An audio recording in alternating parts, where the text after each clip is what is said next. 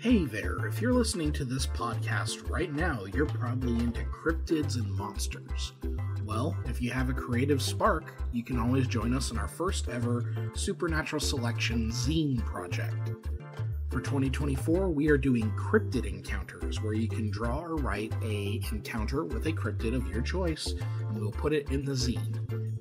The current submission window is from early January to late June.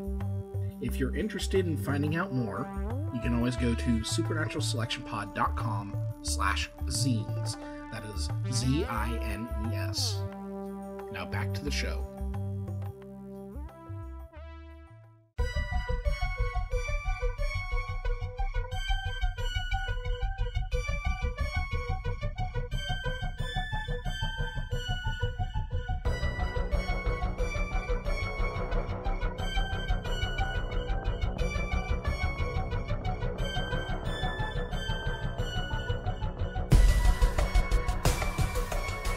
Mike, are you recording? Nope. Okay. Only in my mind. Okay. Well, that's fun, I guess. And possibly pervy in some way. He's painting it on the walls of his mind palace. Oh, wow. I have a mind hovel. So, it's a little different. Hello, and welcome to Supernatural Selection, the only show that starts it like this, I guess. I'm Kevin, and with me this week are Mike the Skeptic. Mike, how you doing? I'd say mine's more of like a mind hostel, or maybe mind slum. Yeah. Mind crash pad, maybe. A mind pod hotel. Ooh, like the ones in Japan, the one Yes. where it's just a tube with a That you slide TV in it. yes. Wow. Ooh, mind pillow fort. That's it. That's Hey, what I have. I A like mind that pillow though. fort. That's comfy. I like that. Comfortable, small, and not very permanent. Speaking of comfortable and small, we also have Mr. David Davis. David, how are you today? Well, I was going to lead off with an uncomfortable joke. So, yeah, I'm going to deliberately turn you into a liar. Yeah, I have more of a mind backrooms casting couch situation going on. Oh, gross. Oh, God, a back room's full of nothing but casting couches Time to and, squeegee that leather couch. and cum sofas. Oh, God. Mind S&M dungeon. Oh, Christ. I've known people with those. Mm-hmm. Which I've also known people with mind dank comic book shops. So, Ugh. well, welcome to Supernatural Selection, of course, and it's a week in weird. To start off, as far as our housekeeping goes, we have still got the zine going on. David, could you tell people about that while I try to get my brain in gear? Yeah, all you have to do is go to supernatpod.rocks/zines to look up some more information about it, but it is a cryptid encounter zine. We're taking art and writing submissions, anything related to cryptids. Cryptids of all sorts. If it's a spooky creature that you can't really find very easily, then it probably fits. And yeah, no, it's fun. We've got submissions coming in. We've got about... Let's see, next month is going to be our third month of the submission period, and we're doing a 6-month submission period. So you've got plenty of time to get stuff in. But don't wait. The sooner we have stuff, the better, so I can start planning out the thing, because I'm the one editing it. And don't wait for the last minute. So, Yeah, please don't. yeah. So, and remember, I'll give you a shiny nickel if you do a slide rock bolter first. And also, we'll accept, your living dinosaur stuff, like Mokele and Mbembe and stuff like that. So, Yokai, too. yeah, absolutely. I can't wait to get a Kappa pulling a butt pearl. It's just a Kappa playing with marbles, but they're all just people's pearls. Yeah, they got poop on them. Yeah. It's disgusting. So, it's a weekend weird. Who wants to go first? I'll go. Okay. All right, how do we feel about hot interspecies action? That depends on the species. This is a question I've heard asked on several other podcasts. Okay, so a dude and a dog. That's awful. That's bestiality. But what about a goat and a dog? Okay, so Oh yeah, go ahead. I'm like, I don't want to see it. I mean, if, Yeah, but is it wrong? Or should the goat be prosecuted? No, because that's only for... Usually it's the dog that's fucking the other Okay, animals. but still, the point is it sick and gross if it's two different animals? Like a goat and a pig. Yeah, like the Kids in the Hall thing, yes. Bad fucking a pig. Yeah. You know. But what if you get, like, puppies with little goat horns? I don't know how I feel adorable. about it. What about little pigs adorable. with bat wings? I mean, it's gross, but, you know, it's not again the law. It's against God's law, but not man's law. Well, you know, let God prosecute him then. Yeah. Okay, that's fair. Sorry, David, you were about to tell us about something that hopefully isn't that disgusting.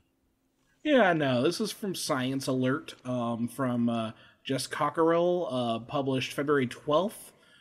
Surprise discovery shows blue whales have been mating with another species. Okay, see, that's interesting and not at all disgusting.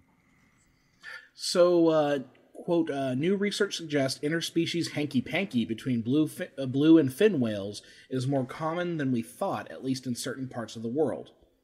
Genome sequencing of North Atlantic blue whales revealed around 3.5% of the group's DNA came from neighboring species, fin whales. The scientists from Canada and Norway didn't expect this percentage to be so high. What's more, all the present-day blue whale samples in their study had at least some fin whale DNA in their genome, a phenomenon called introgression. Quote, Our results provide the first insights into the population structure and the demographic history of blue whales from the North Atlantic and document levels of integration with fin whales, data scientist Shushma Joshi from the Royal Ontario Museum and colleagues write in their published paper. The surprising part is that most hybrid animals, the offspring of two different species, tend to be infertile. You might have heard about the mule, a hybrid of a donkey or a horse, or the liger, which is a lion-tiger hybrid. Mm-hmm. The parents of infertile hybrids must be similar enough to breed in the first place, but their offspring don't have the suitable genetic material to produce viable sperm or eggs. However, a 2018 study found whales in the Rorqual group, which includes fin whales and blue whales, have some genetic features that mean hybridization is not a total dead end. Okay. The reason for this might be because the species have not split apart on the evolutionary tree so much that their genes are incompatible with in the way other infertile hybrids are. They both have 44 pairs of chromosomes and an identical chromosomal pattern that shows up in a genetic test called C-banding. And the first time they ever caught one of these fertile cetacean hybrids was in 1986.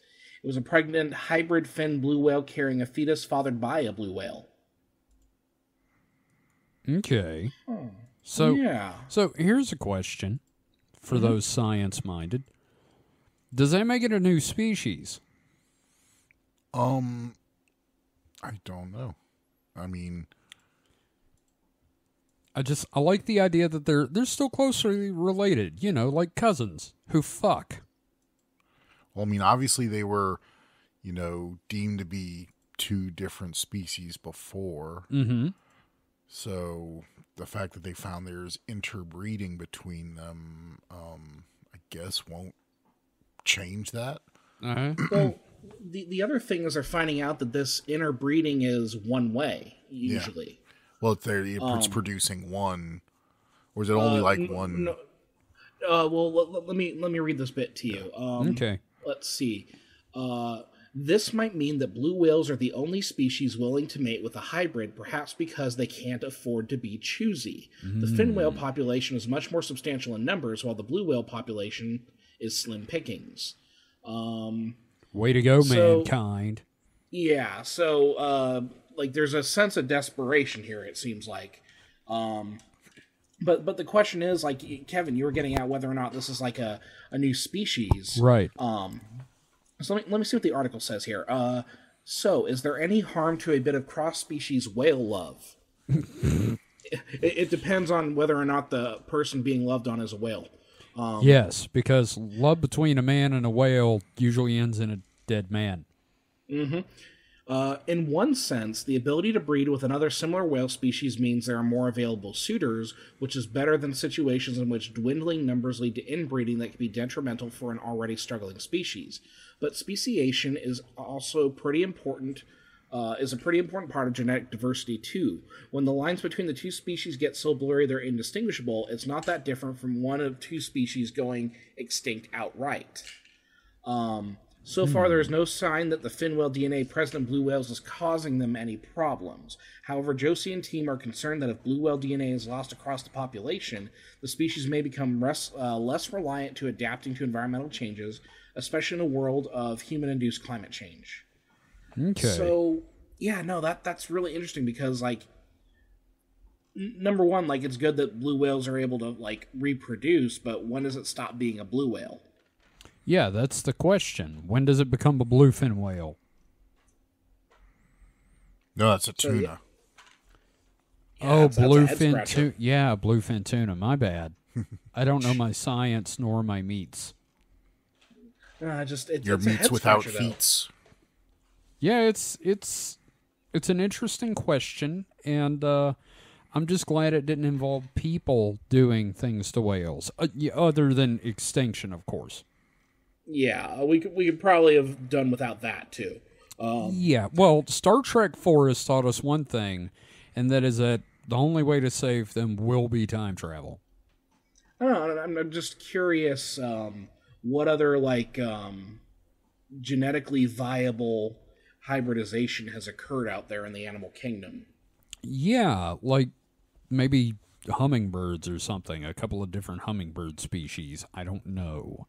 Yeah, I'm really curious about that. Yeah, Let's see. Okay, I just Googled viable genetic hybrid animals, and the initial results on Google where they give you that list of things with pictures. Mm-hmm. There is a comma, a roller bear, a zebroid, a beefalo, a liger hybrid, a savanna cat, a dazo, and they also list hybrid. Hybrid, just as a species. Yeah. Okay. Oh, I wonder if hyenas and dogs. You know, reproduce. dogs are notoriously able to mate with a lot of different things, and I think that may be the source of some Texas chupacabra sightings. Okay, they are completely different species and cannot interbreed. Hyenas are more closely related to cats than canines, despite their appearance. What the fuck? What? You didn't know that? I don't know. No. I just literally Googled this, so... That's... What the hell? Yeah. No, they're their own thing. They're neither really dogs nor cats. Wow. Now, there are the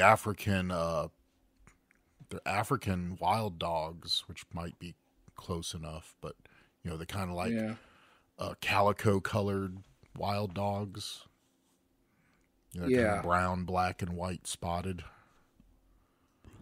Now I'm just, like, looking up the beefalo. Yeah, beefalo is, it started out as, like, sort of a joke. It was like a thing you could find and attack in Don't Starve, and then it turns out that's an actual thing. It's a hybrid between a buffalo and a cow. Yep. Which is weird. Yep. Okay, the beefalo is fertile and can reproduce. Hell yeah.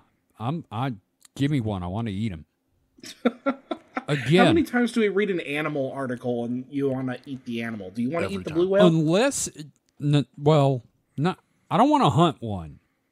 But If if one were dead from not disease, if you set a blue whale steak in front of Kevin, he'd at least have a bite. I'd try it for damn sure. Before we move on from this subject, there's one thing I just found online.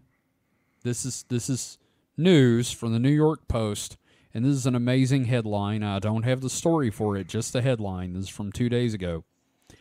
El Chapo's granddaughter, 18, joins hunt for Loch Ness Monster while romping through Scotland. And that is a lot of things I never thought would combine. Yeah, like the Venn diagram between, like, Mexican drug lords and cryptids is... Yeah. Okay. At least we have that meeting point there. Well, there's that and Pablo Escobar's hippos, I guess. But Well, those are those cryptids? I mean, they're like, not. Do we consider, because they are like a breeding population. It's a major problem But for the region. can you find them easily? That's the question. Is it like a I saw one kind of situation? It's kind of a. I mean, I think they're not that hard to find. It is one of those things that you just kind of stumble across. Guess if it's a problem, they're not hard to find. Yeah, like the Google search is literally Pablo Escobar hippos problem. Okay, yeah, no, then they're not Hippos cryptids. invasive. They are an invasive species Yes, they then. are. Which Considered the largest invasive animal in the world. oh, I can imagine. Flourished in the countryside after escaping from the drug cartel leader's estate. Man, I'll never forgive him for the Weird Al thing, though. Just this population of transplanted hippos. What the fuck, man? That's just wild. I know. That's the best cryptid well, not cryptid, but that's the Pablo best story. Escobar's multiplying cocaine hippos will be sterilized in Colombia. That is a really, that's a hell of a statement. Although they're also saying they might move them from Mexico to India. Huh. I don't know, man. This is wild. Like the amount of weird shit that people do importing animals. Yeah. And like how it gets to be a problem. Just but cocaine hippos. Cocaine hippos are way worse than the cane toads in Australia, I think. Just personal opinion. Yeah, Wikipedia article hippopotamuses in Colombia. God damn. So, Mike, do you want to go next? I guess I could. So, if we're going to talk about animals and things. Oh, boy. Why don't I continue with some animal things? Okay. Well, this one's fairly recently from the 11th of February. In the, this article comes from Sky News, but I saw it in many other places, that apparently Chernobyl's mutant wolves appear to have developed resistance to cancer. I saw that, and Oh, wow. first off, that's that I'm glad I didn't do that one. Secondly, what gets rid of cancer? Radiation. Well, not really. Radiation causes cancer. Dang it, Mike. But what chemotherapy does is hopefully kill the cancer cells before it kills the rest of your cells. Okay. Well, tell us about these nuclear wolves, Mike, which is an awesome metal band name. The wolves are exposed to cancer-causing radiation as they roam the wasteland of the abandoned city, with researchers finding part of their genetic information seems resilient to increased risk of the disease. Well, that makes sense because the ones that weren't resistant are definitely fucking dead. Oh, yeah. Mutant wolves roaming the deserted streets of Chernobyl may appear to have developed resistance. That just sounds like, a post-apocalyptic thing. Mutant wolves roving the streets of an abandoned city. It sounds like it would be an enemy in Stalker. Yeah. Yeah. Probably was. I'm sure I've never played Stalker, but, I could easily see that. But they appear to have developed resistance to cancer, raising hopes the findings can help scientists fight the disease in humans. So I'm going to skip the backstory of Chernobyl. We know the story. What, something happened there? In 86. An ice cream truck overturned. It's never been the same. Okay, but where does the radiation come from? No, I'm kidding. The ice cream truck. Yeah. Jesus. That's Russian ice cream. Then this, of course, diversion has just taken more time than if I just read the fucking paragraph. But anyway, after when he gets snippy. Yeah. After the Chernobyl disaster, it's been abandoned, ever since. The Chernobyl exclusion zone was put into place to prevent people from entering the 1,000 square mile area where the radiation still poses a cancer risk. Damn. Humans may not have returned, but wildlife such as wolves and horses roamed the wasteland of the evacuated city more than 35 years after the disaster. That is a hell of a combo. Wolves and horses. Mutant wolves and mutant horses. Got 3 eyes and, too many hooves. This just sounds like a great setup to a really cool post-apocalyptic film. Yeah, unfortunately, we never get cool mutant stuff. It's always just cancer.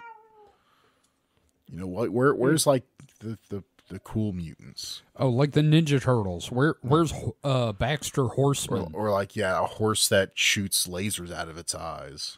Yeah, I was or gonna just say wolves that are very long and call them the long wolves. Oh yeah, long wolves. What if it was like a wolf with like horse legs?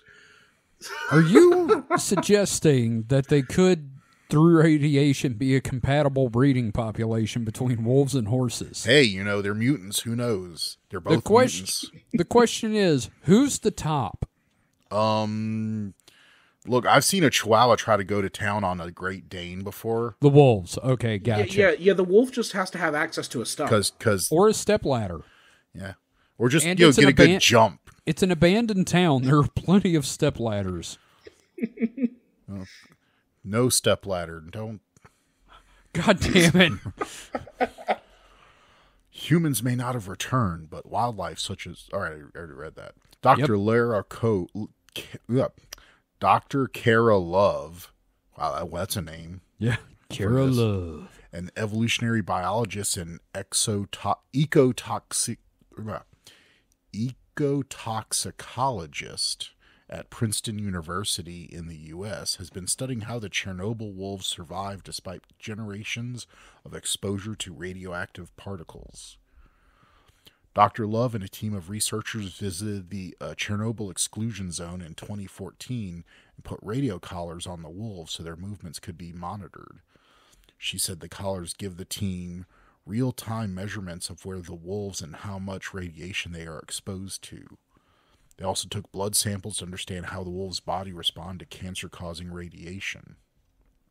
The researchers discovered that Chernobyl wolves are exposed to upwards of 11.28 millirem of radiation every day for their entire lives, which is more than 6 times the legal safety limit for humans. Yeah, I was going to say, it doesn't sound like a lot, but that's a fucking lot. Yeah. Dr. Love found the wolves have altered immune systems similar to cancer patients undergoing radiation treatment. But more significantly, she also identified specific parts of the animal's genetic information that seemed resilient to increase cancer risk. A lot of research in humans has found mutations that increase cancer risk, with the presence of variant BRCA gene making it more likely a woman might develop breast or ovarian cancer, for example. But Dr. Love's work has sought to identify protective mutations that increase the odds of surviving cancer. The pandemic and Russia's invasion of Ukraine have prevented Dr. Love and her collaborators from returning to the CEZ in recent years. Right. She said, quote, Our priority is for people and collaborators there to be as safe as possible. Dr. Love presented her findings at the annual meeting of the Society of... that's a word I've never seen before. Society of Integrative. Oh, integrative.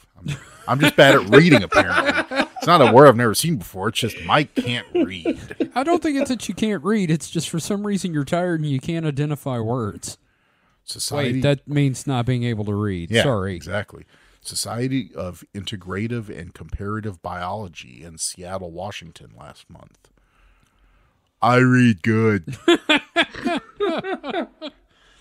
Well, that's interesting, though. I mean, and I think it's funny that when we think about mutations, Mike, you and I both immediately go to laser eyes, because I was going to say something about wolves with laser eyes. Well, it's the most ridiculous thing.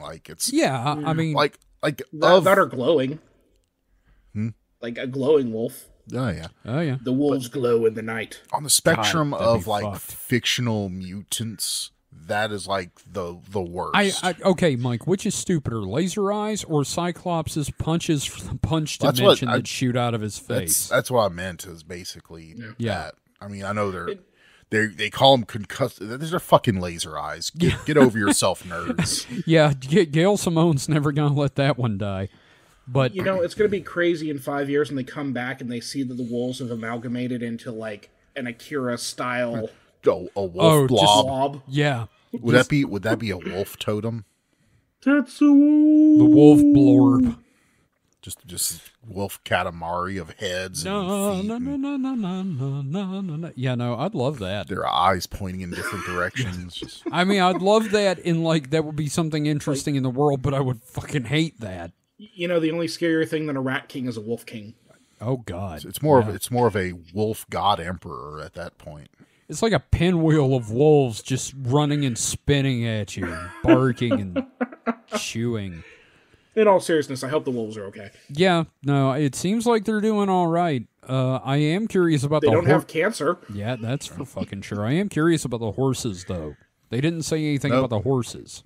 I think the wolves might be, a more interesting to study because they're I'm assuming they have shorter generational gaps. Therefore, they probably have a higher generational count, And they can develop mutations quicker. yeah. Well, that they're having a hard time finding the horses because for some reason the horses are now living in the trees. I don't even explain it. They're invisible too. They all look like the Jersey Devil now. The chromatic horse. No, actually, the bad thing, the 5G horse out on your lawn. I was actually going to say they've actually all just turned into Peter's horse from Family Guy. you know the one, yeah. Yeah. If you're out there, you know Peter's horse. I understood that reference. Hey, Peter. So, thank you for that, Mike. I'm glad one of us covered that one because I was curious about the irradiated cancer-free wolves, which is words in a sequence I never thought I would throw together. So, in other words, for us to get over cancer, we just need to irradiate everybody, and the ones that survive are good. Yep. Or You and me. you just let the wolf bite you and you get wolf superpowers. Ooh, no, it's a radioactive wolf. Yeah, you just become wait a minute, that's just a werewolf. Yeah, okay. Radioactive werewolf. Guys. What if the key to curing all disease is you have to go lick the elephant foot? Yeah, I think I'm never gonna find out. You don't want to go lick the elephant foot? No. Fuck Okay. no. Would Yeah. you? No, not really, but, I'd love to here's the thing. I don't want someone to die, but, like, one of these Darwin Award motherfuckers could definitely try it, and I'd enjoy reading the article about it. So, yeah. Fair. Yep. Maybe werewolves are already radioactive. That's how they spread, because when they claw or bite you, you get it. So maybe it's just radiation. Man, this completely... Where'd the radiation come from in the 17th century, Mike? Uranium. Oh, Marie Curie kind of stuff. Look, my thing is, this completely changes that Warren Zevon song. Werewolves of Kiev? Yes. Yes, exactly. Werewolves of Chernobyl. Saw a werewolf, you didn't have cancer at Trader Vic's. Saw a werewolf with a Chechnyan menu in his hand. Yeah, we could keep going with references to that song, but let's not. Oh. So, I got one. Okay. This is from... I'll allow it. Well, thank you. Thank you, sir. This is an article by Ben Taub. I hope I'm saying that, a freelance writer on IFL Science, which normally, I just don't like IFL Science that much. I feel like they're kind of sensationalist, but whatever. Like just call it I fucking love science. Come on. Yeah. Don't be cute with it. Yeah, don't be cute. Just say the words. So, this is on I fucking love science. 12-year-old builds replica of Archimedes' death ray, and it works. The child has been arrested. Didn't Mythbusters do that? They tried it, I know. And Sure I would not be surprised if I was watching a rerun of Mythbusters and stole that shit, is somewhere in the article. But the fabled ship destroyer might have been real after all. A grade 8, I almost said great ape student, but... I thought I heard grade A, like, USDA certified. Yep, I'm just all fucking up right now. A grade 8, which, why wouldn't you just say 8th grade? That's because they're British. That's what they say in Britain. Really? IFL's British? I mean, that's what I'm assuming if they said grade 8. Yeah. Because that's what they say it Well, there. a grade 8 student from Ontario, Canada, Canada too. Yeah. has helped to settle a long-standing historical debate by proving that a so-called, quote, death ray designed by the ancient Greek polymath Archimedes could really have worked. The weapon, which supposedly harnessed the sun's rays in order to incinerate enemy ships, is reported to have been deployed against the Roman navy with deadly consequences. Yet researchers have yet to discern whether the ancient contraption really existed. To help resolve the dispute, 12-year-old Brendan Sinner built a scaled-down version of it and ultimately concluded that the concept works and could possibly have been used in battle. The original death ray is said to have been used against the invading Romans during the siege of Syracuse, which lasted from 213 to 212 BCE. Man, that always throws me off when the dates are backwards like that. So, as warships advanced on the Hellenistic city, which is located on the island of Sicily, local defenders turned to Archimedes' inventions to keep the enemy at bay. Among the wonderful machines rumored to have been used is the famous Claw of Archimedes, which supposedly lifted Roman ships out of the water before dropping them from a great height, which we need to use cranes in war more often. Just drop shit on them. Yep.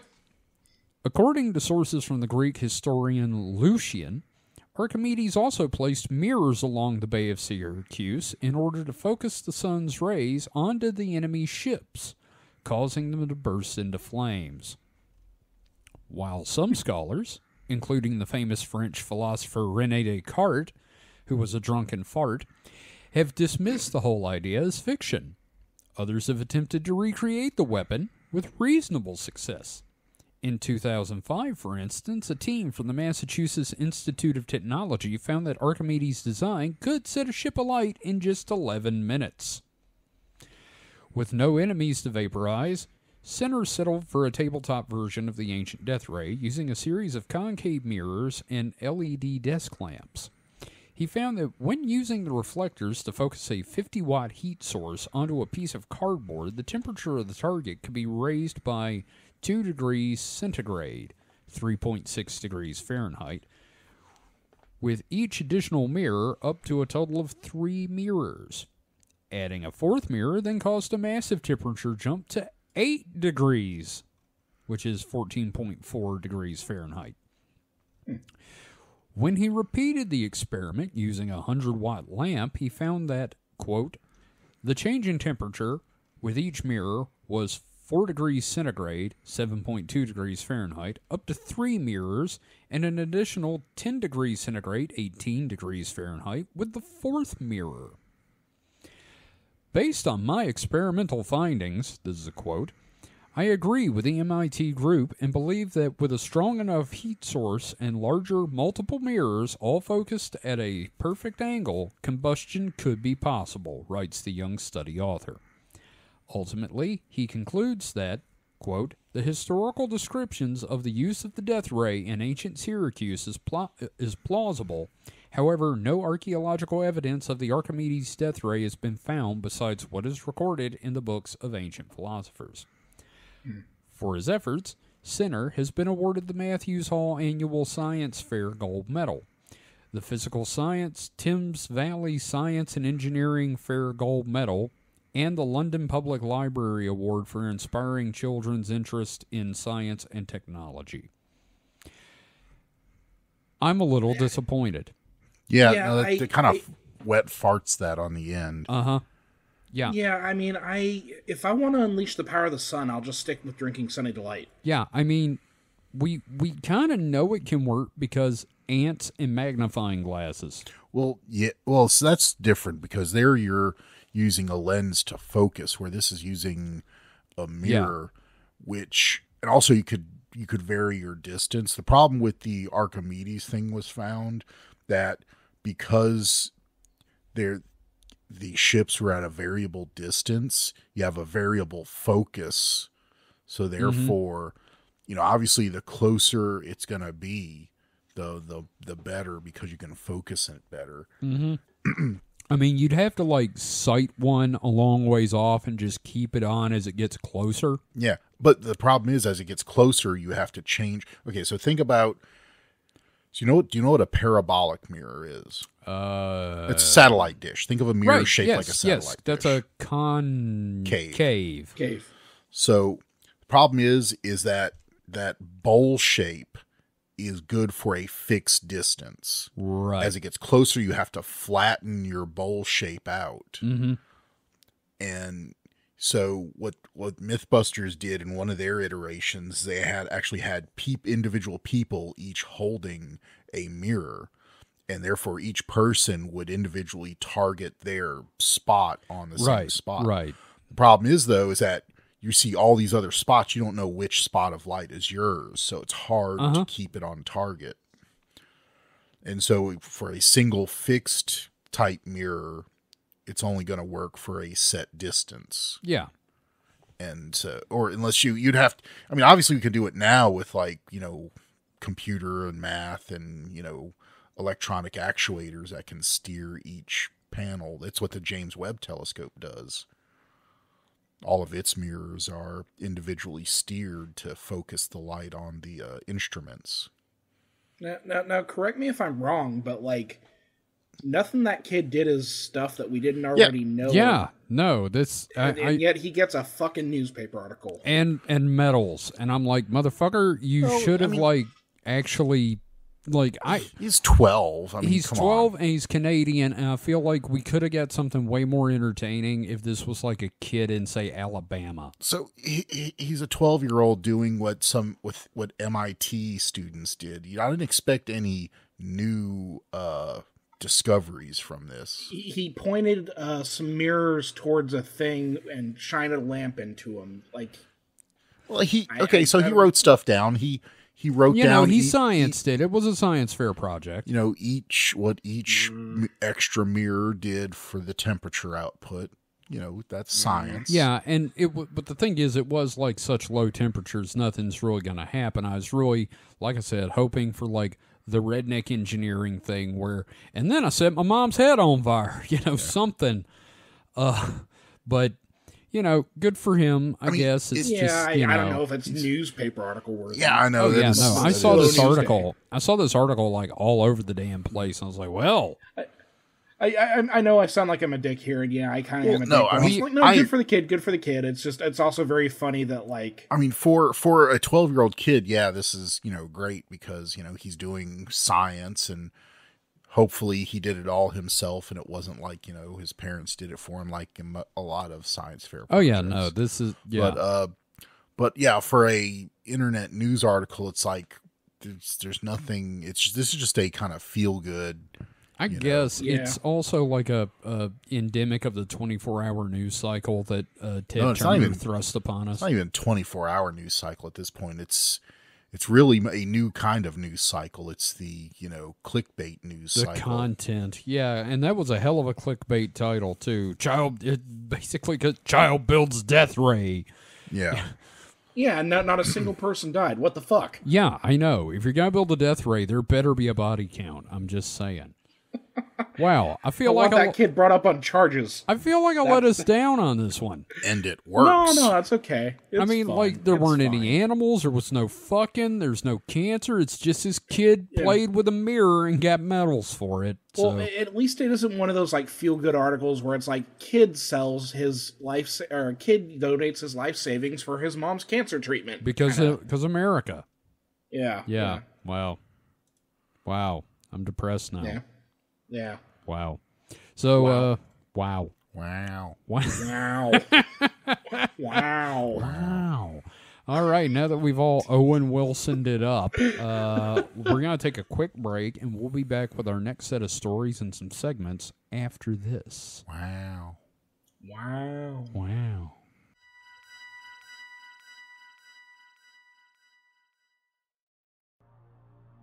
Hi everyone, this is Kevin from Supernatural Selection.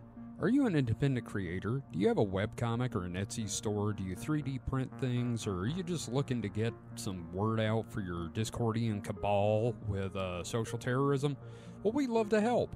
And David, I believe you've got some details about how we can help. Why, certainly. If you go to supernaturalselectionpod.com/contact, that is supernaturalselectionpod.com/contact, you can learn how to advertise with us. That's right. I believe the rate is $2 per episode. You can't beat that with a stick. Yeah, I mean, trust me, we've tried. Yeah, that's cheap. That's literally cheaper than dirt.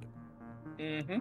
And best of all, if you're not sure how to write an ad, we'll do it for you. We'll even record it. Absolutely.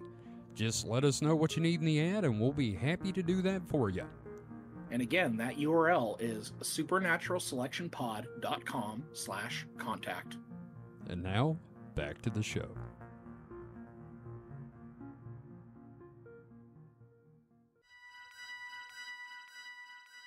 And we're back. Welcome back to the Weekend Weird. So, guys, let's go with our next set of stories. David, what have you brought to the table? Okay, I've got one from my standby, futurism.com. This is an article by, who? I'm sorry, I can't find an author on this one. Oh, well, that's okay. Interesting. We said, Interesting, yeah.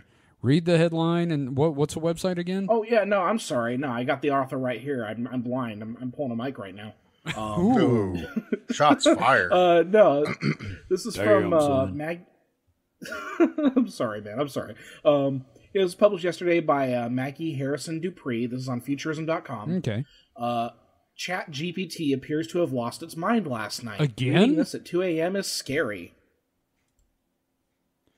So, article starts with, uh-oh. That's always good. Right? As The Independent reports, ChatGPT users have spent the last 24 hours or so flocking to social media to share screenshots and anecdotes of bizarre interactions with the OpenAI chatbot, which, well, appears to be losing its mind. Awesome.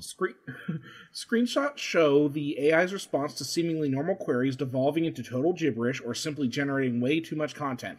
In one case, highlighted by The Independent, a Redditor shared that the AI, when asked a question about coding, mind you, provided a garrulous, mostly illogical answer that included the statement, "Let's keep the line as if AI is in the room."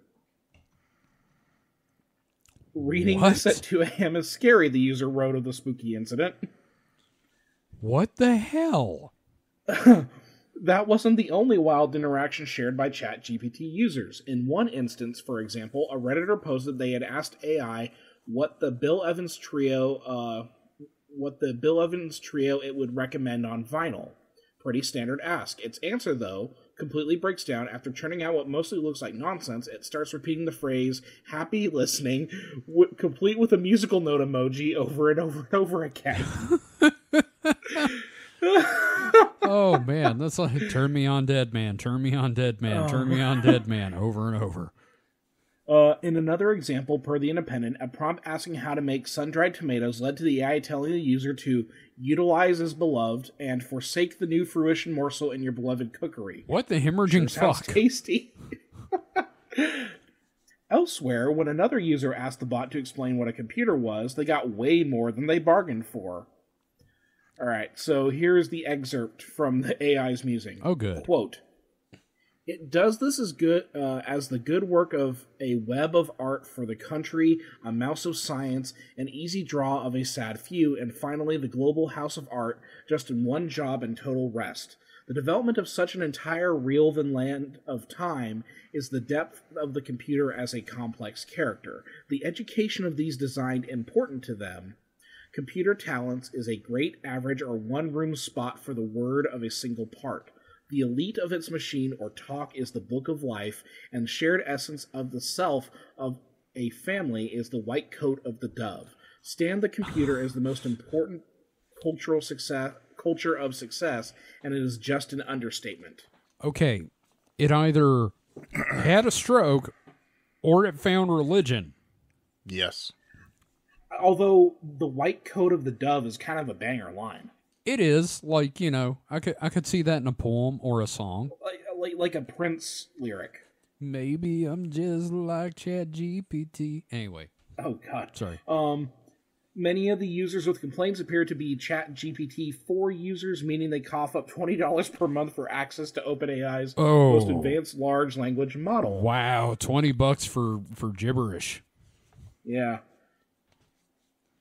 I don't know, like, what if you, like, put in something into ChatGPT and it spit something out, what would be the thing that would make you, like, freak out? Like, what would you read that would make you freak out? I can smell your hair, Kevin. It smells like apples. Fuck. Yeah, if it like told me exactly like what I was wearing and, you know, describe the room I'm sitting in. And then you turn around and there's a server looking in through the window with binoculars. I start looking around. It says, "Don't bother looking. I'm everywhere." Oh God, yeah, nope. That would be a burn the house down and move into the woods situation. That's a Kaczynski moment. That's driving all the way up to Canada, going to live in a cabin out in Labrador somewhere. Oh, I'd be out in the Northwest Territories where there's no one. What? Labrador's even worse than is that. it? Okay. Yeah, no, Labrador is like nothing. That's the fucking... Like, you can go out there, if you go out to the middle of it, there won't be anybody for, 1,000 miles. I kind of want to go now. It's also, like, very inhospitable, so I think, it's basically tundra. Semi-frozen, no trees, nothing to eat, really. Oh, wow. Mike, I pulled up a picture. It looks kind of like Craggy Island from Father Ted. Yeah, it's pretty desolate. Yeah, what a desolate fucking hole. Anyway, so ChatGPT, is there any more to that story?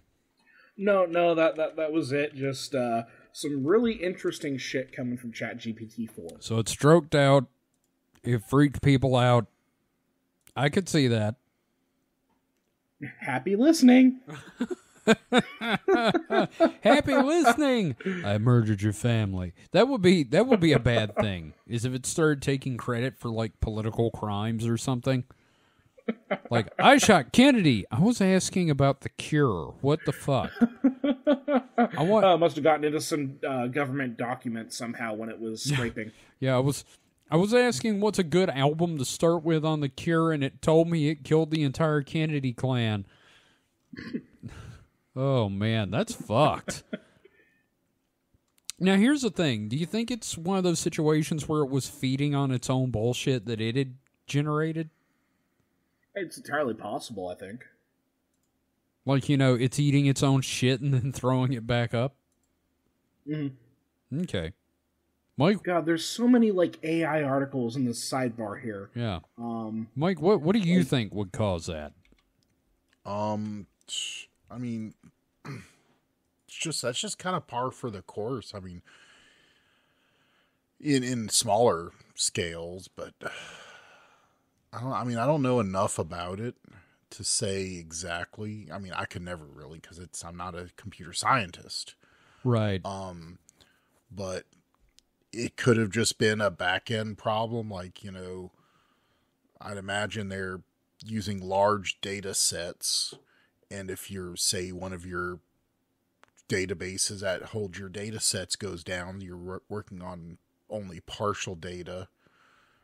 It's obviously going to start being really spotty on its output. Right.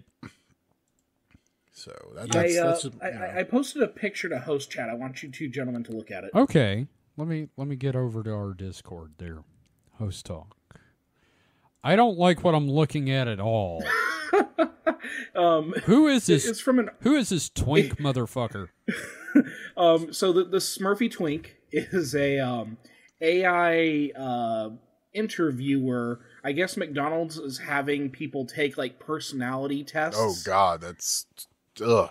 I already hated the regular personality tests for hiring. Yeah, an AI administered one. Now you have a Smurf version of the Jack Frost from from the Guardians movie, just giving you fuck me eyes. But yeah, there's this person who's talking about like doing a restaurant, like applying for a restaurant job and interviewing and having to deal one of this. And his comment is, "Man, I just want a dishwasher job."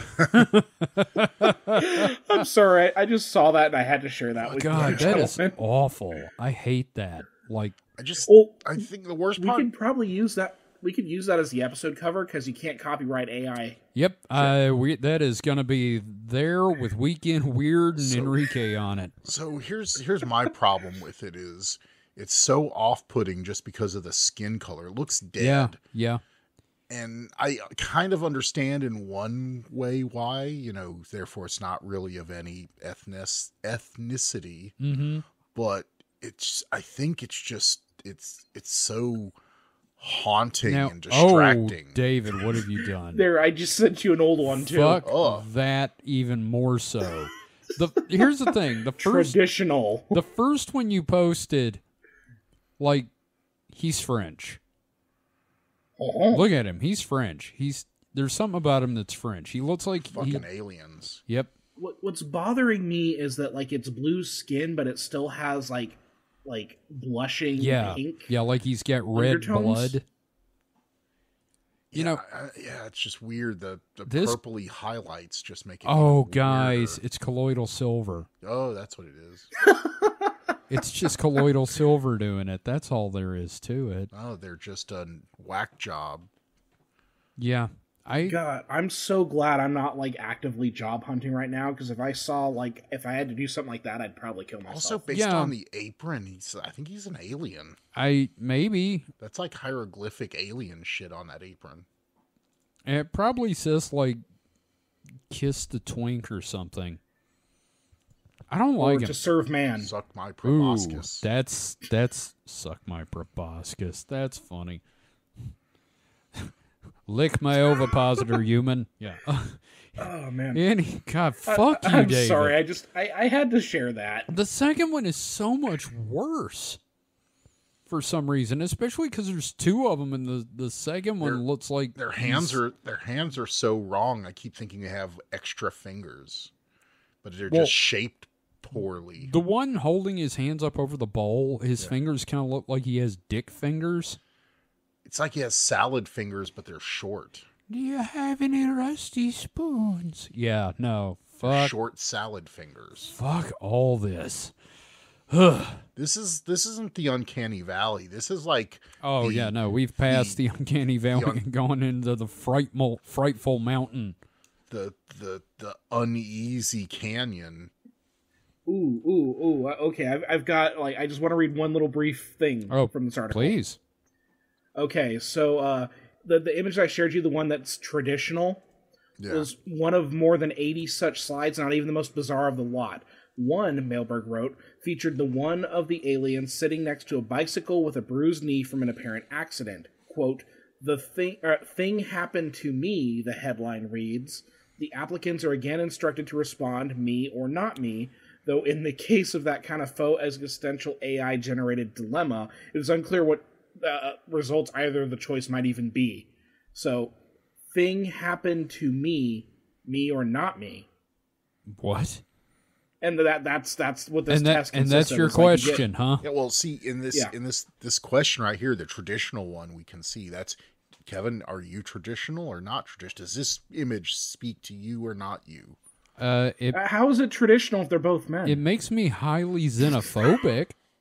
Well, it's traditional because they're like cooking, I guess. I guess they're cooking. Maybe they could be like, fixing an alien warp core for all I can tell. What about this is not clear to you, Kevin? Okay, here's the thing. Not to bring up Warhammer like 2 series in a row, but this fucker just makes me scream, "Suffer not the Xeno to live." Well, the older one is traditional, but the younger one's way too hip. He's like got a lime green top and trendy hair. He's not traditional. What are you answering here, me or not me? Yeah. I am answering that I no longer want to work for McDonald's. So here's the thing. I'm gonna go with me. I think the traditional is at odds with what the picture's trying to depict. Yeah. Everything about this is just the devil. Like, it was just the picture. I would definitely be not me. But if it's adding traditionally and I'm still not me. I'm so sorry I put us on this tangent, Look, but I Although could I not do help strive it, to 'cause have holy that fuck. the younger one's haircut. You at do. times, but so maybe it's like 10% me. But I'm not blue, and I'm not wearing like a lime green tank top. The one in the red or the maroon looks like Dewey from Malcolm in the Middle. It even has the ears. It's like grown up Dewey took too much colloidal silver. God, Dewey, back away from the conservatism. Oh, God. Y'all. The nut job medicine. Here's the thing. The one says, "Hi, I'm Ash." And I'm like, "No, you're a Pokemon. You're not Ash." You're not Ash, you're Ashy. I think a better name would be Blue Regard. See, that is way too creative for them. Yeah, it's too creative for an AI. Like his name, like Steve, Ash. Well, no, obviously it'd have to be gender neutral, so it'd be like, Chris. Clornth. Zebnak. Zipnak. Hey, that's really close to Zipnak. Zebtholomew. Zeptharsamine. Bort. Mort? Bort. Bort with a B. Okay. Oh, my God. Well, thank you for, fucking ruining my night, David. That's great. As if I already didn't want to work at McDonald's. Yeah, Jeez. no, this just really killed it for me. Now, Ba-da-ba-ba-ba. I'm hating it. It's an abomination. So, Mike, I'm not working there. follow this up with something that will make me feel better. So this is not at all on purpose, but my next story kind of follows a theme. If I can not, die. Yeah, Mike's having coughing issues right now. I had water go down the wrong tube. Oh, no. So scientists destroy 99% of cancer cells in the lab using vibrating molecules. This sounds like some... Hey, buddy. Yeah?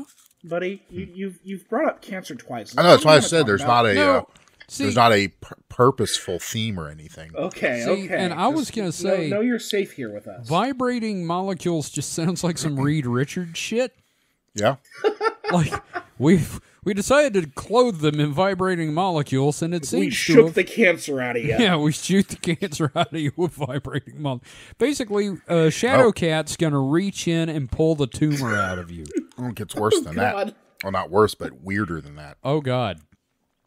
Scientists have discovered a new way to destroy cancer cells, stimulating aminocyanine molecules with near-infrared light causes them to vibrate in sync. Not the band, just in sync, not in sync. In sync. Yes. Enough to break apart the membrane of cancer cells.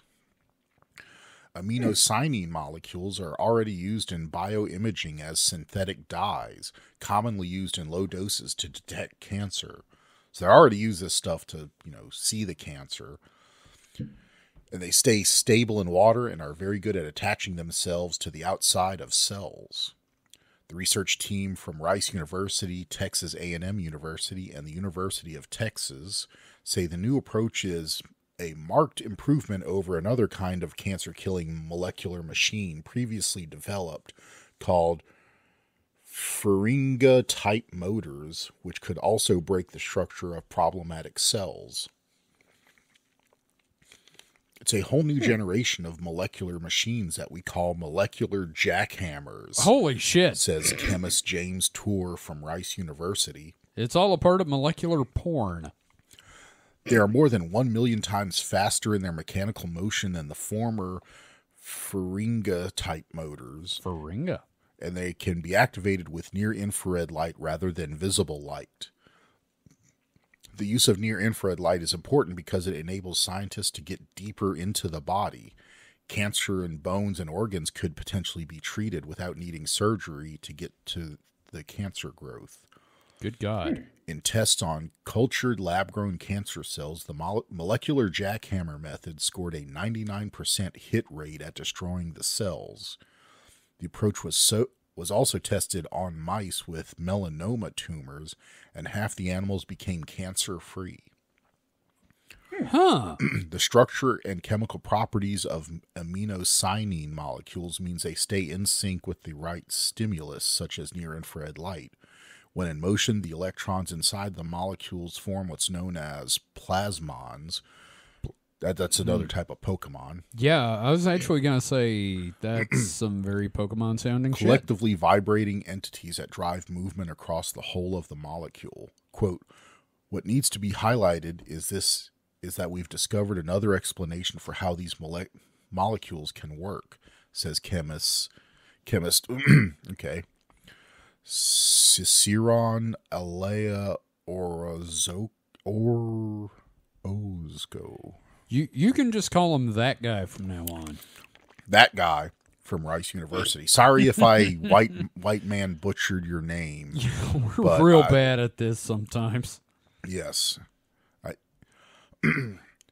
A professional would probably pre-read this and, but figure it out. We're not professional. Yeah, if anybody wants to pay us to do this, we'll get it better. This quote, this is the first time a molecular plasmon is utilized in this way to excite the whole molecule and to actually produce mechanical action used to achieve a particular goal. In this case, tearing apart cancer cells' membrane. The plasmons have an arm on one side helping to connect the molecule to the cancer cell membrane, while the movement of the vibrations bash them apart. It's still early days for the research, but these initial findings are very promising. This is also the kind of straightforward biomechanical technique that cancer cells would find it hard to evolve some sort of blockade against.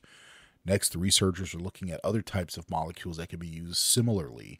Quote, this study is about a different way to treat cancer using mechanical forces at the molecular scale, says that guy. Good job. But yeah, no, so that's pretty interesting. That's pretty sciencey. Yeah. Now, I am going to say from this article, I took away certain keywords, which were excite, vibrating, jackhammering, and tearing it up. So who knew that like the cure to cancer was a spicy Latin beat? I don't. Yeah. I just thought, what about the cure to cancer being rhythmic vibrations? Talk about good vibrations. I was going to sing some part of that, and I was like, I don't want to give Marky Mark the satisfaction. I'm doing it. I have no scruples. Yep. Nope. You do it. So that's fun. Yeah. I mean, like, it's also like not depressing, which is great. Yeah, you go to the I don't know what do you call a cancer doctor, an oncologist? Yeah. Yes, you do. So you go to the oncologist and like Hitachi the cancer out of me. Yeah, exactly. Just vibrate the shit out of my tumors and get it out. I hope I never have to deal with an oncologist again. Next cancer treatment is just going to be a Cybin. Now, if an oncologist retires, is he an off-cologist? No, that's just when he's on vacation and he's not on call. Oh, he's a not oncologist. Now, here's a question. Is this more effective than ivermectin? I'm sorry. I'll see myself. Everything's more effective than ivermectin. Is it more effective than being bitten by a radioactive wolf from Chernobyl? That's a good question. Here's another question about that. Do you get the proportional strength and abilities of a wolf? Like, you get the spandex, you shoot, like, teeth out of your spinnerets. Your wolferettes? Yeah. You got, like, spinnerets and Chris, and you do the thing and just teeth shoot. No, you just get the urge to chase cars and, pee on fire hydrants. And eat roadkill. You know what this just reminded me of? A thing from Robot Chicken, where they had a guy get bitten by a deer and he became the superhero Kid Venison. and he got run over by a truck because he froze in the headlights. Oh no! Oh.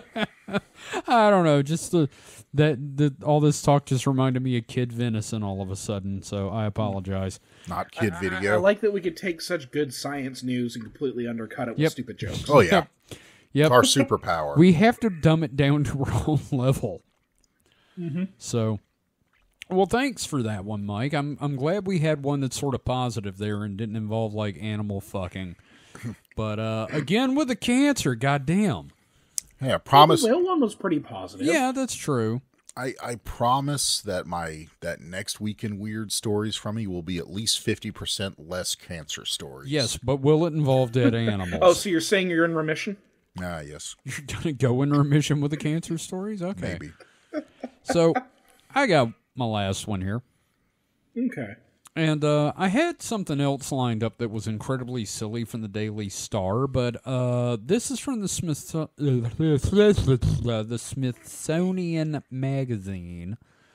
Article came out 3 days ago by Sonia Anderson, and I just thought it was an interesting article title. Egypt halts controversial plans to renovate ancient pyramid. And the first thing I thought is, were they going to put a Starbucks? What the fuck? They're going to turn it into, like, a mall. But no. A committee of experts concluded that altering the pyramid of Menkaure would compromise its historical value. And I'm like, no fucking shit. So, just weeks after the project was announced, Egypt has scrapped its plans to renovate one of Giza's Great Pyramids, according to a review committee. See, I'm a big fan of Egyptology, so I'm all about this. Built around 2500 BCE, side note, unless you believe Graham Hancock, the 200-foot tall pyramid of Menkaure is the smallest of Giza's three pyramids. It was dedicated to the pharaoh Menkaure, who ruled during ancient Egypt's 4th dynasty. Again, unless you're Graham Hancock. Part of the Great Tomb was once cloaked in granite blocks rather than limestone. However, ancient Egyptian builders had only installed 16 to 18 layers of these blocks by the time construction was halted upon Menkaure's death. Many granite blocks were left at the pyramid's base, never to be placed, and millennia of weathering and vandalism reduced the pyramid's casing to just 7 granite layers as, how do you say Reuters, Patrick Ware reports. I wanted to not sound completely stupid and ask. Just last month, Egypt's Ministry of Tourism and Antiquities announced its plan to restore the pyramid's granite casing in a 3-year renovation effort. This, quote, project of the century, as Mustafa Waziri, the Secretary General of Egypt's Supreme Council of Antiquities, called it, was met with backlash from researchers around the world. Monica Hanna, an archaeologist and Egyptologist at the Arab Academy of Science, Technology, and Maritime Transport. That is a hell of a scope. Right? Egyptology at the Arab Academy of Science, Technology, and Maritime Transport shared a statement on behalf of a group of archaeologists who called the plan, quote, entirely unscientific. Further quote, we cannot finish the work the ancient Egyptians have left us, Hannah told Stephen Snyder of the public radio program The World. It has to remain unfinished. In response to the pushback, Egyptian officials called in a team of experts to review the renovation plan, led by Zahi Hawass, Egypt's former Minister of Antiquities and noted khaki short salesman. The Menkaure Pyramid Review Committee unanimously objected to the reinstallation of the granite casing block scattered around the base of the pyramid, according to a statement from the Ministry of Tourism and Antiquities. This is the one good thing the motherfucker's done. The committee presented a report to Ahmed Issa, Egypt's tourism minister, emphasizing the, quote, importance of maintaining the pyramid's current state without alterations, given its exceptional universal and archaeological value.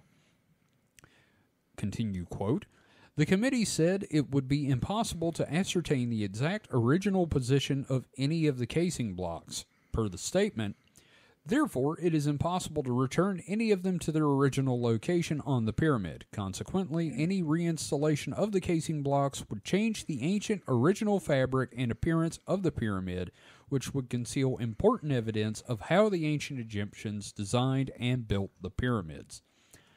Additionally, the modern cement that would be necessary to replace the granite blocks would damage the pyramid, as Hawass tells Reuters. The rest of this is all a quote from Hawass, and I refuse. But basically, they were when they said renovate, I got really worried it was going to be like, we're going to put a Foot Locker in here.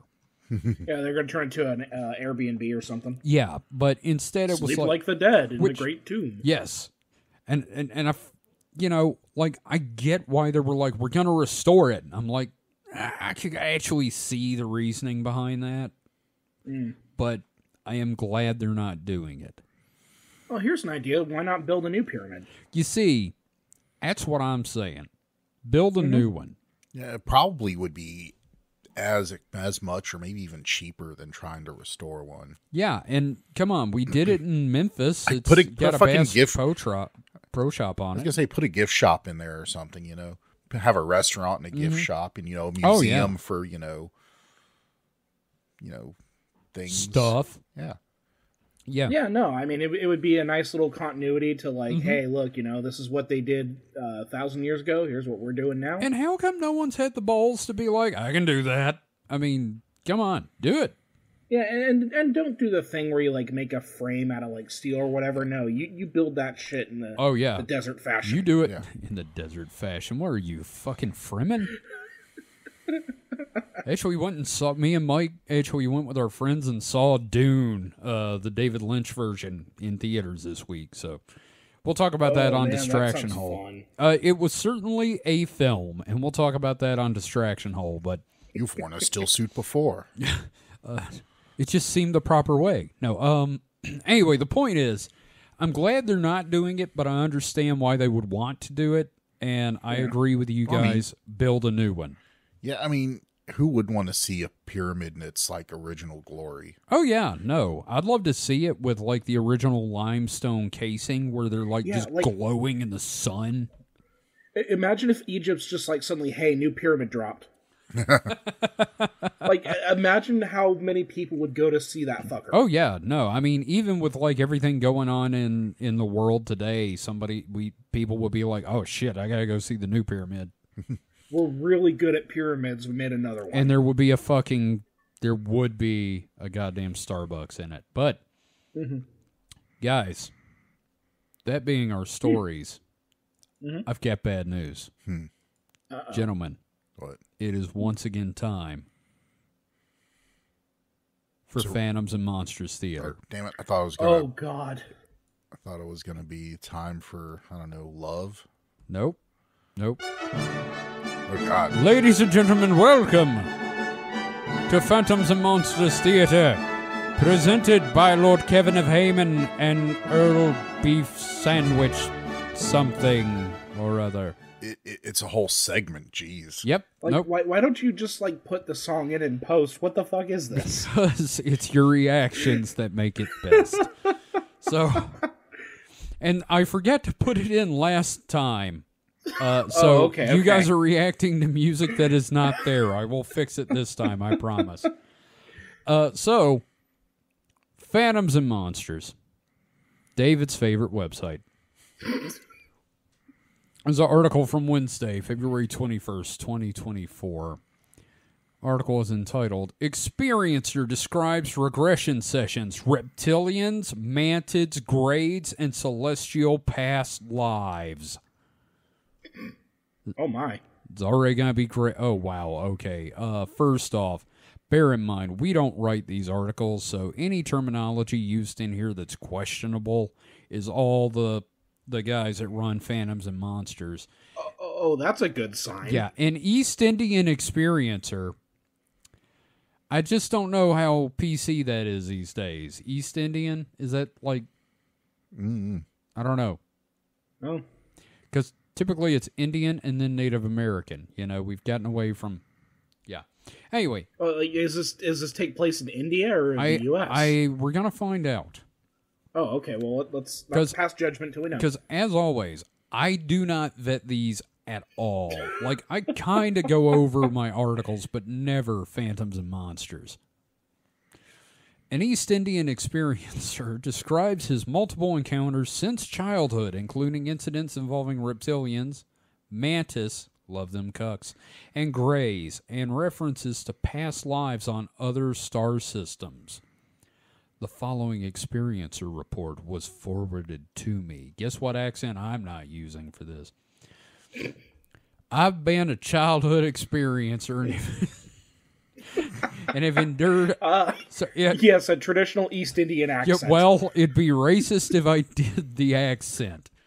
No, yes, thank you for not doing that. I've been a childhood experiencer and have endured other experiences all my life. I saw a UFO with my twin at age 11 and orb spirits after that. That is orbs, plural, spirits, plural, after that. You need to waver your voice a little bit more. Like old-timey prospect. Orb spirits. Orb spirits after that. During my 20s, I had heaps of sleep paralysis with what looked like a tall gray always looking down at me. Okay, you can stop. I'm sorry. I did a regression. Okay. I did a regression. I'm going to have to just do my normal voice. I did a regression session early this year, and memories of past lives came flooding back. Now, I had no idea about any other race of beings besides the typical Greys. But in my I bet you did. But in my regression, I saw the past lives of Lyra and Alpha Draconis as a reptilian. Guys, we got the Lyrans. We have the cat people. The clearest memory of my regression is being laid down on a gurney and being wheeled through a craft in my reptilian form to a room where I believe a soul transfer procedure was being done on me. Soul train transfer? Yep. The soul transfer. I physically felt immense pressure on my temples, and I could see... That's a stroke. And I could see a short gray working around my temples with his hands, whilst looking beyond my body, seeing two tall grays on one side, a reptilian on the other side, and what I perceived to be a tall mantis in the middle. I don't recall any other time I've dealt with or seen mantids. I went through a second regression with Mary Rodwell. That's specific. I was immediately shown an ancient mantid who seemed like my guide in a grassy field, almost a greasy. It telepathically told me about my connection to Orion's belt. I'm stopping here because it is not possessive Orion's. It is plural Orion's belt. Oh, the Orion brothers, okay. Yep, the Orion brothers out in Poughkeepsie. It telepathically told me about my connection to Orion's belt, where my orbs originate from, and the avian beings that are my star family. You got the whole zoo in this one. It's fucking Falco and shit. It points to the constellation and with one of his hands places another on my heart to communicate with the stars. Rendering below. There's an AI image of this, and oh boy, maybe AI is the devil. Almost immediately, a golden triangular craft descends from the region of Orion's belt. This time plural, not plural, possessive. Region of Orion's belt. 3-headed avians in golden armor land and offer to take me on a ride. I took them on a Bill ride. Doleo? I guess seen these in my meditations, the one being named Abraxas. I was taken on a golden triangular craft with them to learn my true purpose in this incarnation. To be part of the ones that are awakening and leading humanity through the next phase of our evolution. I was taken not to a planet, but what looked like a golden sun. When I asked my avian brethren, "Where are we? Where did you take me?" They said, "We are here." Sorry, I'm so sorry. You got picked up by motherfucker. Got picked up by Miggly Moo. They said, "We are here at the all, or what you call God Source P." Just the letter P. Nobody calls it I that. noticed newspaper lined the floor. There was yummy millet in the corner in a large Tupperware bin. And one of those cuddle bone things for sharpening your beak. It was nice. There was a large mirror. They seemed very fascinated by the mirror. What the fuck did I just read? God, Mantis Cucks and the Birdmen. That's a band. Oh, three-headed Birdman. Three-headed Birdmen. Harvey Birdman. Attorney in space. I love that he only saw a mantid once and then all of a sudden it's his spirit guide. Mm-hmm. I don't know. Which didn't actually guide him anywhere because it was the bird that did it. Yep, pointed at the sky, gave him an ET on the chest, and then the Birdmen showed up. Is that all it takes to be a spirit guide, is to be able to point to the sky? You basically go, "I'll be here," and that's it. That's all you gotta do. Just gotta have a smoker's voice and a finger. That was perfectly horrid. Thank you. Yeah, not a problem. Happy to help. So, again, join us next week in Weird for another episode of Phantoms and Monsters Theater. So, that being said, we don't have any questions. Mike, do you have a segment? You need a segment on these. Okay. I'll work on that, just like I work on everything else. Yep, workshop that, like you workshop those episodes I keep saying you should write. So, David. Uh-huh. Since we have no questions, which, real quick, if you're out there listening, we would love to answer your questions. You can contact us on Mastodon at supernatpod@weirdo.network, or you can join our Patreon, or you can send us a message via the contact form at supernatpod.rocks and ask us a question that we will read on the show and answer. It can be related to the paranormal. It can be related to the supernatural. It can be related to aliens. It can be related to anything in our wheelhouse. So, by all means. You could also, did we mention the Discord? Yes, you can join the Discord. Yeah, because that's also where we get a lot of questions. Yeah. That's where the regulars go. Yeah, you want to be a regular. You don't want to be irregular like your pants say. You want to be regular. Now, that being said, David, I think it's time X give us something. Okay. Well, so I stumbled onto an interesting thread on X. I think this guy just kind of like solved everything. Like, the name of the thread is "The Easiest Way to Know If Aliens Are Real or Not." Oh, and, this is going to be great. Yeah, and I think he has a great solution for us here. So I'm just going to go ahead and read his message in full. Okay. Okay, the easiest way to know if aliens are real or not. Have governments and the military be 100% transparent about what they find.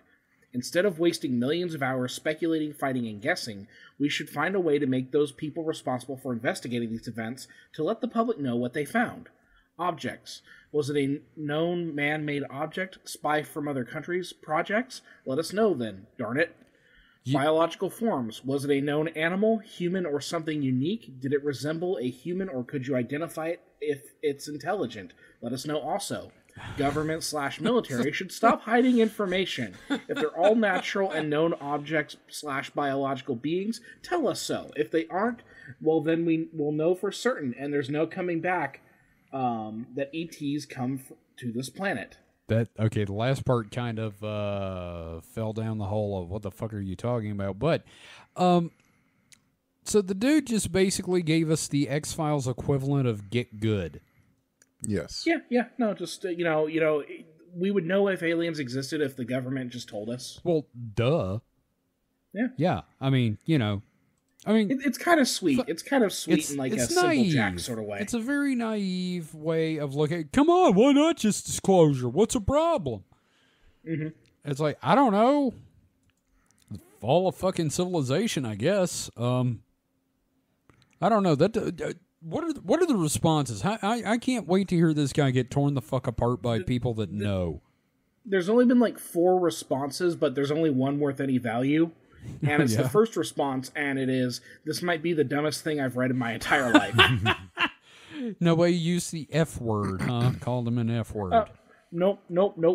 Just very, surprised. very reasonably, this might be the dumbest thing I've ever read in my life. It's not The next dumbest. reply... The next reply is, that's the problem. They don't want us to know the truth. Another response, the government isn't self-aware enough to know which of its UFO sightings are Black Ops projects and which are little green men from other planets. Oh, God.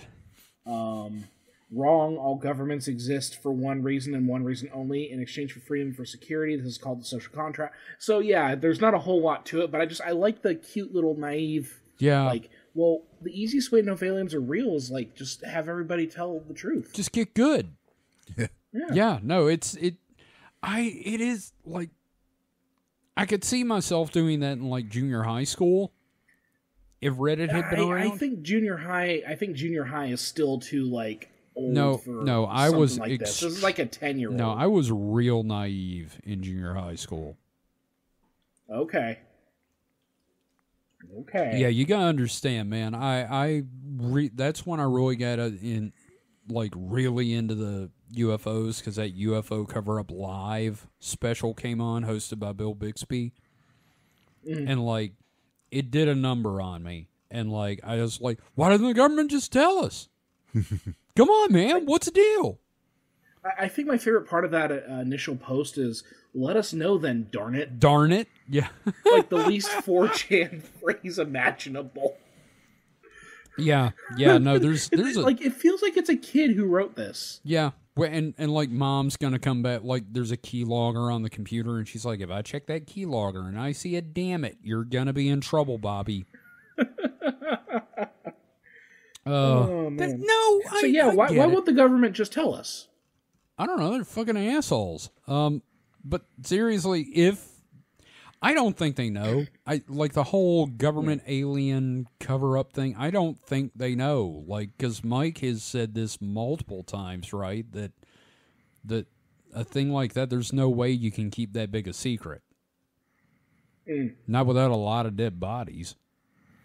Yeah, just any secret's easier to keep the less people that know. Mm-hmm. And honestly, also, can you see, the U.S. government and the Soviet government in the 80s agreeing to keep something mutually secret? Oh, hell no. Depends if it's in a scenario written by Harry Turtledove. Yes. Yeah. But for all 5 people who understand that reference. Yeah, sorry, that's a little beyond me.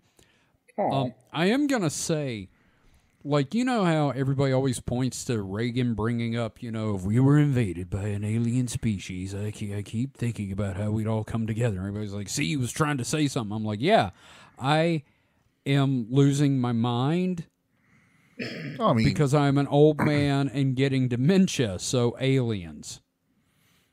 My wife was the throat goat. My wife... Oh, yeah. That's what happened. She was so good, she blew his fucking mind. So Jesus Christ. This feels kind of icky. I don't want to defend Reagan in any way, but he was saying is that was basically the only way the world would, come together and put aside our differences. Yeah, it was a metaphor. It's basically the plot of Watchmen. I was saying, I was also going to say he's kind of right in that way. Yeah. But we have to have something that's inhuman to hate to bring us all together to hate it as one. I wouldn't say to hate it, but I would say an external force that the only way to overcome it would be cooperation.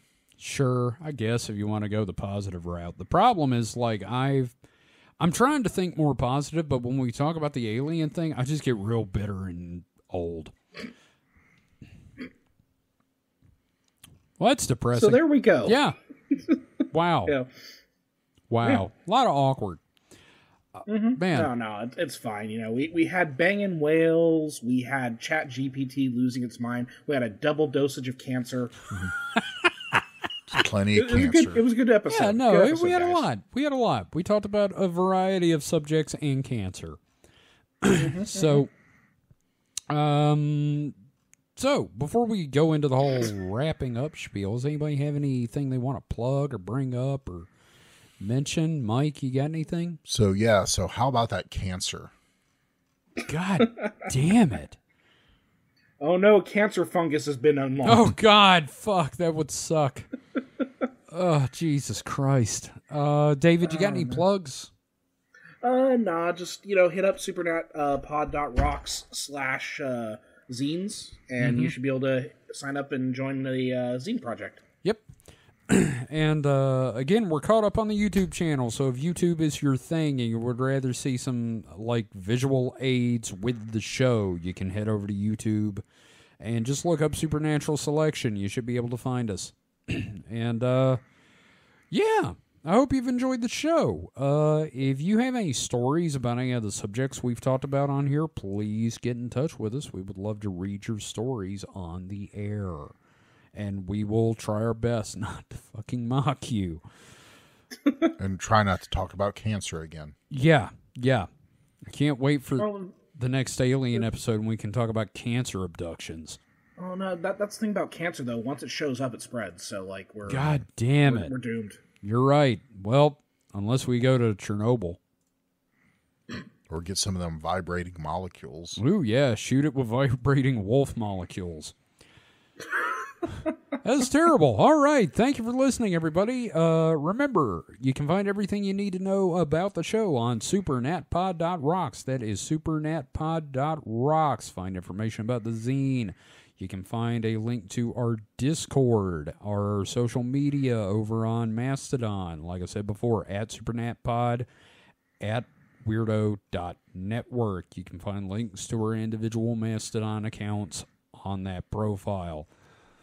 Yeah, that's about it. So thank you, everyone, once again for listening. We will see you next time. So until then, stay safe and stay froggy. Goodbye. But I don't want to be froggy. You're gonna be froggy, goddammit. I want to be frosty. Build the the new pyramid, I dare you. Build a pyramid, cowards. I want to build a new Stonehenge out of meat. That just got disgusting. Meathenge.